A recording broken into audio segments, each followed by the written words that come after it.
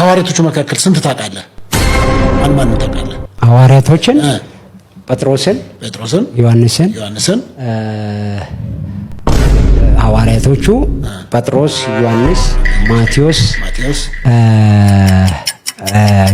ማለት ይሁዳ ደግሞ ቆይ ሐዋርያቶችን ሙሉ አውቃቸዋለሁ።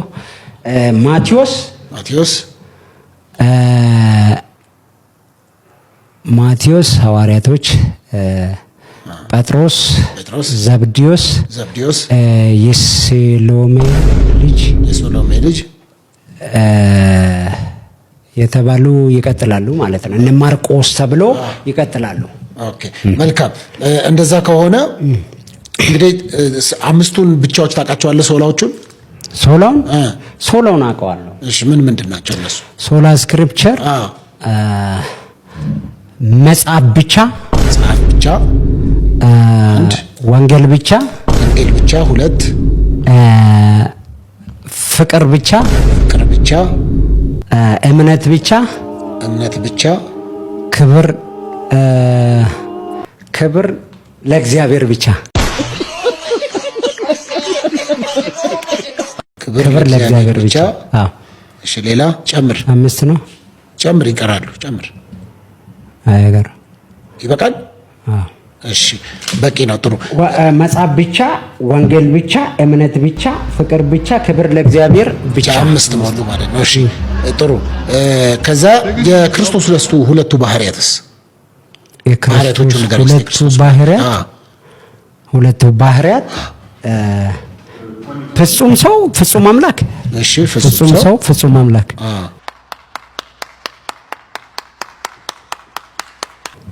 ሰው ፍጹም አምላክ። በጣም ጥሩ። ኦኬ መልሰሃል። ኤኒዌይስ እሺ እንግዲህ ብዙ ነገሮችን አንስተን አውርተናል። እንግዲህ በብዙ እኔ የመጨረሻው ነብይ ነኝ ቴሌቪዥኑን ጉዳይ አንስተናል። አጋንንቶች በፀጉር የሚወጡበትን ነገር በሙሉ አንስተናል። እና እነዚህ ነገሮች እንግዲህ ብዙ አውርተናል። በጣም የደነቀኝና ያስገረመኝ ደግሞ አንደኛው እንደኔ ያለ ነብይ ምድር ከዚህ በኋላ አይነሳ። ስለዚህ እናቶች ይጸልያሉ አገልጋዮች እንዲነሱ ምናምንና ይቅር አይጸልዩ። በቃ ጨርሰሃል። አይ መጸለይ አይገደድም ማለት አይነሳም ካልክ ደመደምኩ። ይኸውልህ ልንገርህ፣ ለምሳሌ ማነው ሙሴ በምድር ላይ በነበረ ጊዜ እንግዲህ ሙሴን አምላክ አረጋለሁ ለፈርዖን፣ ደግሞ አሮንን ምን አለው? ነብይ አረጋለሁ አለ። እንግዲህ ማርያምና አሮን በሙሴ ላይ ሲያላግጡ ነበር፣ ኢትዮጵያዊቱን ስላገባ ማለት ነው። እሱ ብቻ ነው የሚሰማው በማለት ማለት ነው። እኛም እንሰማለን ሞልቷል። ከተረዳኝ እኛም እንሰማለን ሞልቷል።